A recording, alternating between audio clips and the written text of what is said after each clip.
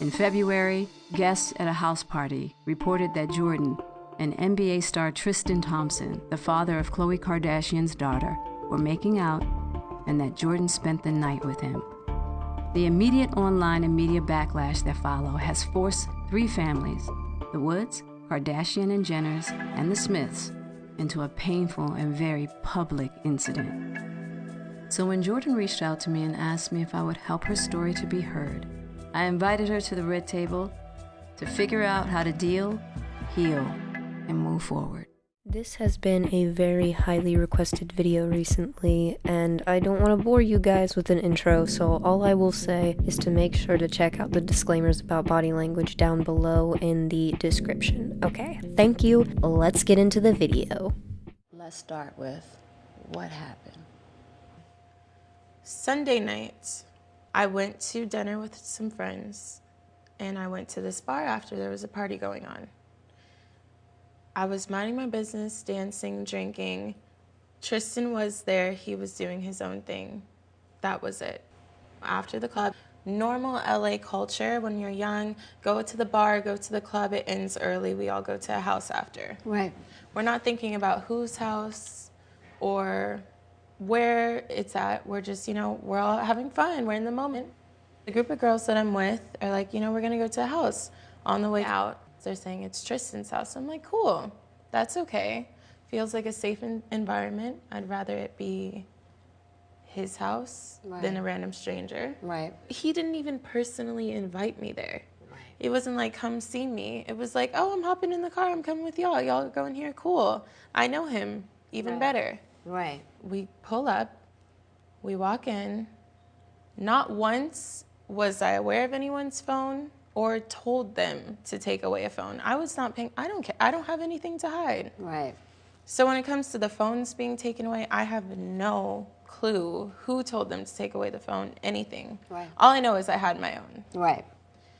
And, we're all dancing and we're all drinking and we're all enjoying the time, and I'm not thinking I shouldn't be here. Right.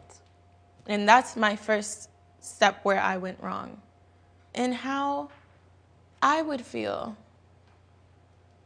if someone close to me is hanging at my ex's house or the father of my child. I didn't think about that. That's the first part of the problem. So you're saying, you're saying I shouldn't have been there in the first place. Yeah, that's the first step is I should have gone home after the party. I shouldn't even have been there. Right. Okay, so just like every other video of mine, I like to give some sort of context before I jump into the reading. But the one thing I want to mention after listening to her set up the story is that it's weird that she feels like she shouldn't have been at the party.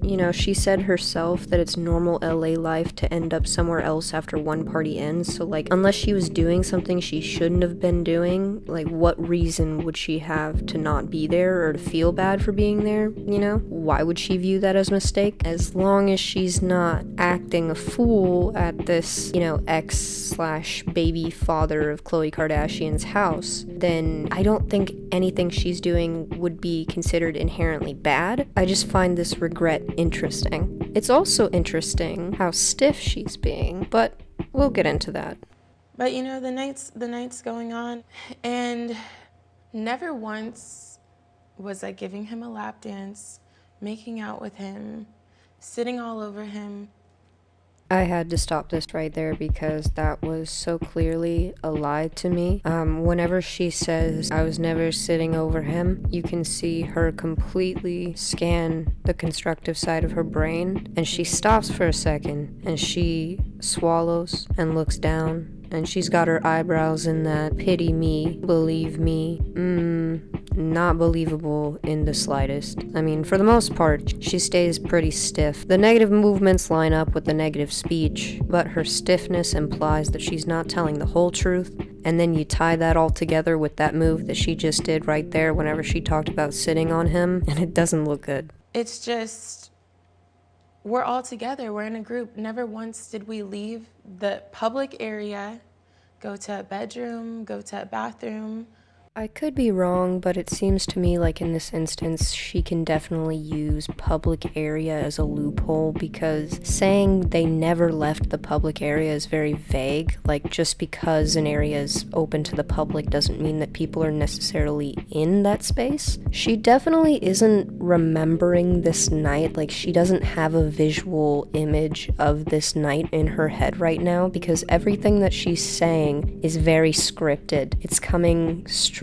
from what she rehearsed. The way that she comes off is almost pretty natural, so it doesn't feel like she's thought about this over and over and over again in her head, but I definitely know she has. I will say that if Jordyn Woods is a liar, she's a pretty decent one. What from the night would suggest that there was a lap dance of some kind? Now, this seems completely crazy to me that anybody says there was a lap dance involved, because there was no lap dance involved. This clip shows to me that Jordyn Woods is just about as mature as her age will allow her to be. The idea that she could have been giving Tristan a lap dance is definitely not a crazy one to her. She goes into construction the second she says that there wasn't a lap dance, so that's a red flag, on top of the fact that you got that major stress smile, which could also be a duping delight smile if you so please. Her stance whenever she goes into answering this question at first is very defensive. It's not relaxed in any way. She's trying way too hard to act proper.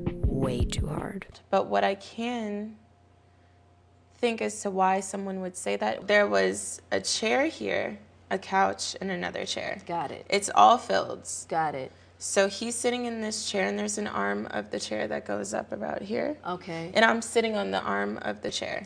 So you come into the party and you look, and you see me sitting on the chair. In my head, this is innocent. You know, like, we're all drinking, we're all chilling. There's no way it would look like a lap dance, but I could see why people would say, oh, they're getting cozy. Did you have your arm around him? No. Okay. But my legs were laying right over his. Got it.